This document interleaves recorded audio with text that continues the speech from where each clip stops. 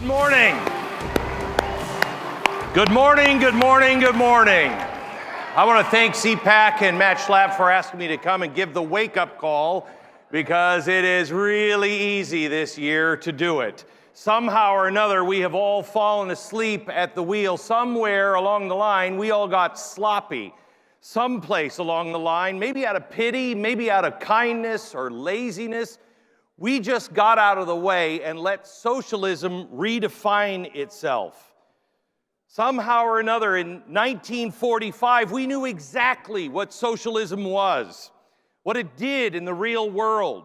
There was no mystery about it in 45. It was concentration camps. It was gas chambers. It was pogroms. In 1969, we were very well aware of what it was. It was Pol Pot. It was the killing fields in Cambodia and Vietnam. By 1992, almost as if by magic, socialism had become almost nothing more than an angry little mayor in Vermont who got elected to Congress. And he was almost cute in a Larry David sort of way. Crazy hair, crazy eyes, kind of a caricature, just Saturday Night Live firing off non sequiturs about the rich, inequality, rooting for Ivan Drago in Rocky IV. Somehow or another along the line, we dismissed him. We made fun of him. Crazy little Bernie. And the Democrats didn't just tolerate, they embraced him. They looked for a way maybe to give the tent a bigger tent pole, I guess, to bring the Green Party or the outright communist members a place, a voice in their Democratic Party. I bet they wish they could put that genie back in the bottle today. But for us, for those of us who are here, how did we let this political ideology responsible for the death of 100 million people in the last 100 years alone, how did we get it to be personified into somebody as just so crazy as Bernie Sanders? Perhaps this is exactly how the German people felt in 1929. He's just a fiery speaker. He's eccentric. He's exciting. He's passionate. He's honest. He's consistent with the issues. I don't agree with him on everything, but at least the truth is the truth with him. Maybe they didn't see it coming either. Perhaps they did. I hate to say it, but this is our fault. This is our fault. My generation for sure. We let socialism go from gas chambers to tax the rich in the course of one generation. Well, today, as they say, you break it, you bought it. Good. Lucky for us, there is an antidote to the poison of socialism. They say the greatest trick of the devil, the greatest trick he ever played on mankind was convincing the world he didn't exist. Well, the greatest trick socialists ever played was convincing the world that capitalism, the free market system, has anything at all to do with money. Let me say that again. Capitalism, the free market, has nothing whatsoever to do with money. Money and capitalism, despite what you've been told, free market capitalism is not an economic system. Adam Smith, I think, kind of had this a little wrong. Hear me out. The free market is a moral, human-centered political and social system. The goal of the free market isn't wealth accumulation. It is the recognition of the nature of human beings for who we are and the legal and equal enforcement of that natural liberty on all citizens. Wealth accumulation. Wealth accumulation isn't the goal of the free market. It's the natural and inevitable result of the free market. Maybe we need rebranding. Capitalism is humanism. It's Homo sapienism. It's we the peopleism. Or maybe we just begin to understand the truth.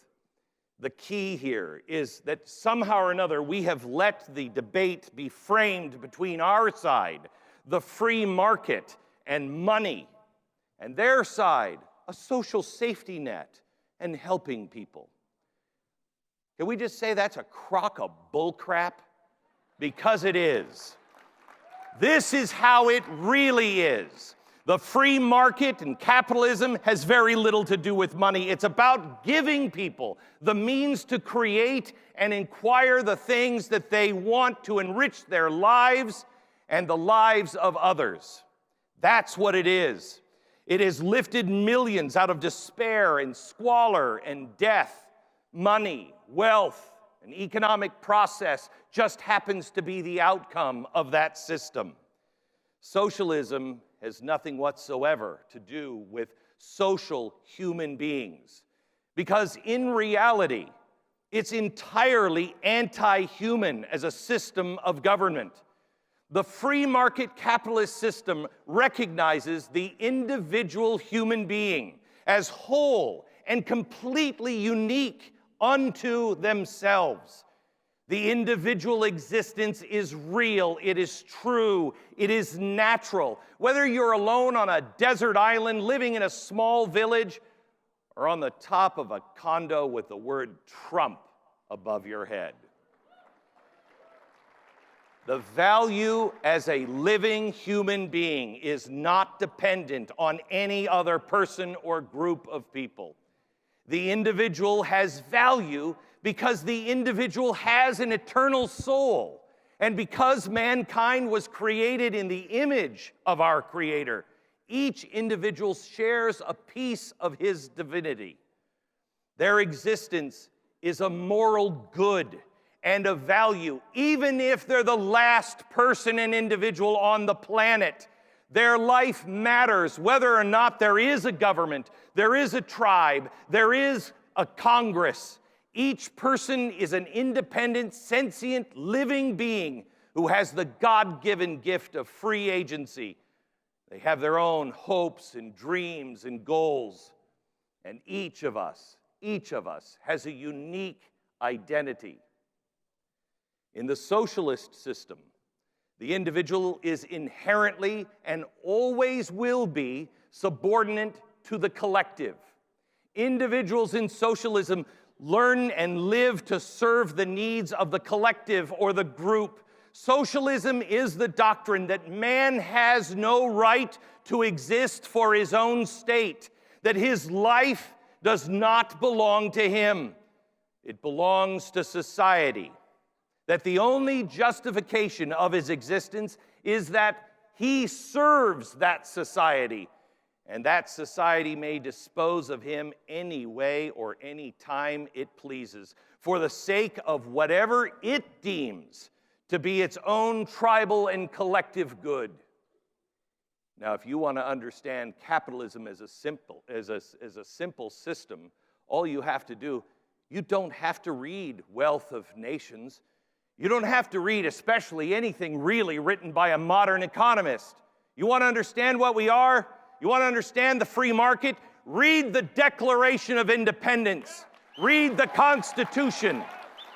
Because here's the crazy thing. Our founders didn't sit down and say, you know what we should do? We should invent some sort of an efficient economic system. They didn't do that. They sat down and determined to forge a political and social system that for the first time in the history of all mankind recognized and acknowledged human beings for their nature and set out to protect the natural rights of those human beings. But what they inadvertently did was turn the key on. They started the engine. They enabled the most lucrative economic system in the history of the world because they freed the individual. But other than fishing rights in the Atlantic, the Constitution doesn't imagine any kind of economic system or business interest at all. The founders didn't need to invent or create the economic system of capitalism, by building a system of government based on the protection of the smallest of all minorities, you, the individual. Capitalism and the wealthiest nation was just a simple inevitability. But it's the protection of those rights, the protection of you as an individual, that makes socialism incompatible with the system of the United States of America, incompatible with the Constitution, and frankly, incompatible with all mankind. Because socialism fails to recognize man's true nature and value as an independent being. Simply put, socialism just doesn't comprehend the species of man. It is wholly unnatural and therefore wholly evil. They think that they're the party of science.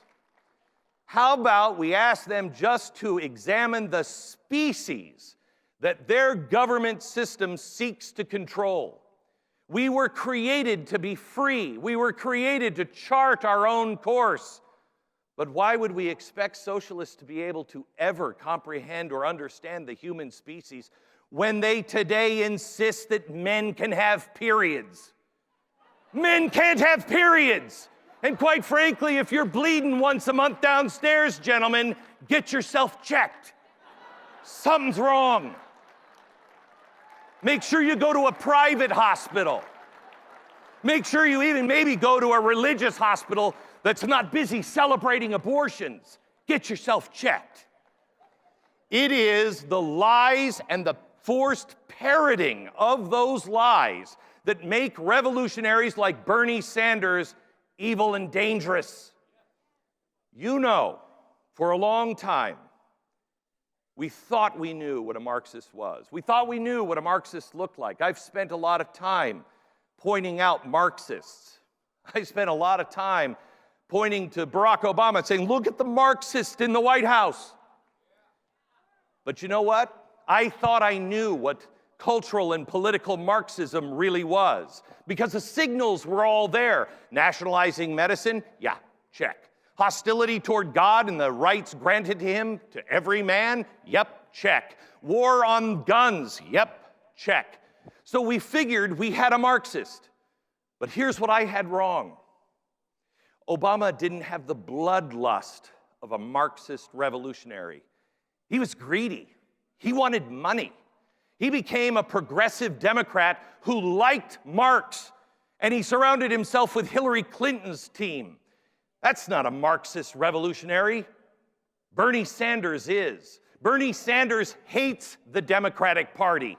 He loves Karl Marx. He hates America, but he loves the Soviet Union. He hates the individual, unique human beings and loves the false utopia of equality for all. He hates capitalism, but he loves breadlines. He actually said breadlines are good because everybody is standing in them.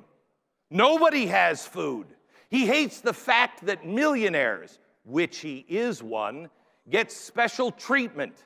He hates billionaires, except for Fidel Castro, who at the time of his death had $9 billion squirreled away. Bernie is a revolutionary. He is not a progressive Democrat, and certainly not just a Democrat. He's a Marxist revolutionary whose thirst for social justice and equality is all-consuming. His goal isn't to amend the Constitution, it is to destroy it utterly. It must be, because his political and moral philosophy, socialism, is completely at odds with our Constitution's subordination of the state to the natural rights of you. The Constitution details the things that government is never allowed to do, because you take those actions and you violate the rights of the individual and replace the author of those rights, God himself, with government. No matter what the problem is in society, our rights are sacred and can never be violated. But Bernie's philosophy is the opposite of that. The rights of the individual don't matter. Only the needs of the collective have to be served above all, and the collective is represented and embodied in a central state headed by a people's committee. So they get to throw the word democracy around from time to time. But their goal is to discover and serve the needs of the state, not you, not me, the group as a whole. You can tell by the people he surrounds himself with. Have you looked at that? The self-proclaimed communists, the founders and leaders of Antifa, Black Lives Matter, Occupy Wall Street, the new SDS, the modern versions of the Weather Underground terrorist organization are all on his campaign staff. These are not grassroots groups of Democrats. They are Marxist revolutionaries who believe in nothing short of the complete overthrow of the United States and destruction of the Constitution and the free market system. And please, let us stop calling them Bernie bros, because they are not my brother. They are not something that is funny. They are Bernie Bolsheviks. They are Bernie brown shirts. That's what they are. And their revolution will result in death and misery. Another Holodomor, or another Holocaust, or whatever we call the next great socialist atrocity. This fight is not new. The world has been here before. People like you and me have been battling this for generations.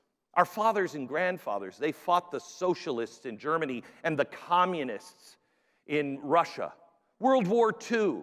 But in a way, they kind of had it easy. I mean, in their time, the bad guys wore black US or SS uniforms made by Hugo Boss and had little funny mustaches.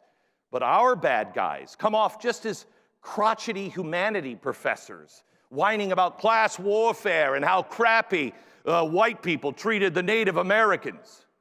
We have to stop pretending that socialism and its modern prophets are innocent or comedic or sideshows or just another choice. And the ghosts of over 100 million dead victims of Marxist ideology cry out to us in this generation from their blood-soaked graves to remind us this isn't a joke.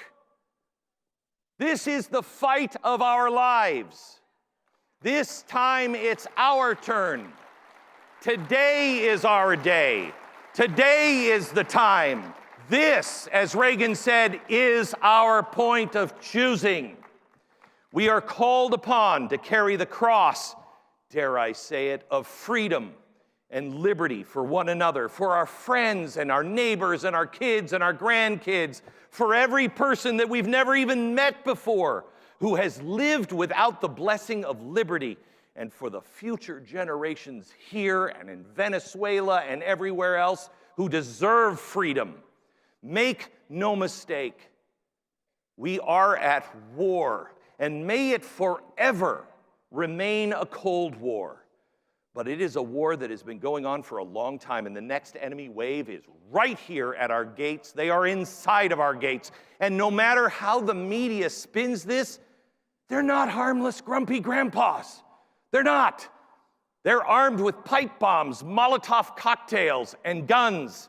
They are here for revolution. The one of their professors has been telling them is just around the corner. They believe it. They may be armed with rocks and bombs and guns, but we must arm ourselves with the most effective weapon mankind has in its arsenal: courage and truth. Because I am a capitalist, let me just remind you that my new book, Arguing with Socialists, comes out April 7th. Not hard to find the truth today. Also on July 4th, I ask for you and your family to join me in Gettysburg, Pennsylvania for Restoring the Covenant. We must renew our promise to God and ask Him to heal our hearts, our relationships, and our land. This is His land, and He will have a righteous and humble people. I ask you to join us and gather to restore the covenant made by the Pilgrims, George Washington, and finally Abraham Lincoln, and celebrate the facts that actually built this nation. Let us gather together this Independence Day and celebrate the Independence Day of all mankind and strengthen ourselves, find ourselves, recognize that we now must be warriors rising in our might to burst forward in righteousness and to do battle with the enemies, not of mine, not of yours, but the enemies of God himself. Let us take a stand against those who believe a human life has no value, that the only system, the state, the collective, is the only thing that matters. I tell you today, and I ask you to say the same thing, I will not go over the cliff with the rest of society. Truth is truth, Bernie Sanders. Men cannot have babies. 2 and 2 will always equal 4. Sweden is a free market system that has less regulation than the United States of America by far.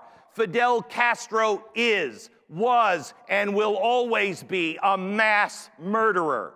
And no matter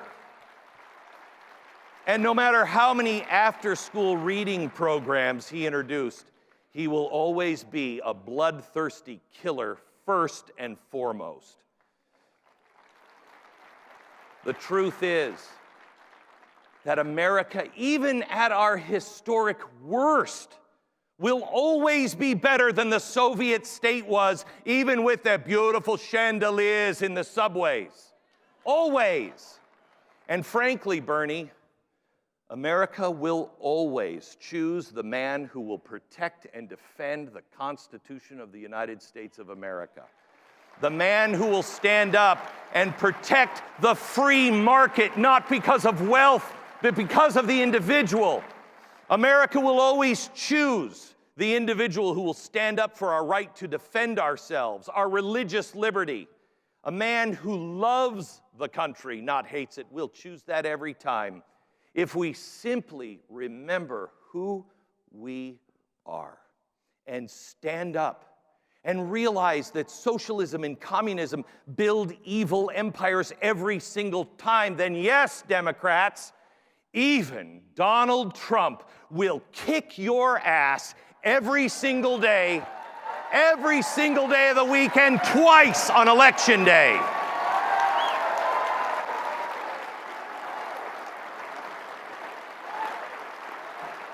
It's not that hard.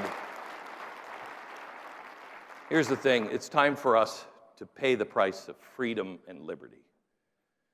The one previously paid by our founders who risked everything for the blessings of liberty, not just for themselves, but for everybody. Whatever you learned and saw this week at CPAC, however you were inspired here in the last few days and yet today, let this be our pledge to each other as we say goodbye at the end of the day and go home to our families and our jobs. Let us recognize the fight that we're actually in and the nature and the scope of our enemy's resolve. Let us recognize that we are the party and the people who protect minorities because we are the party of and for human beings and human life.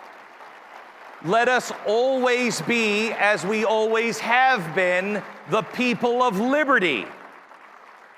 Let this today be our solemn vow and oath.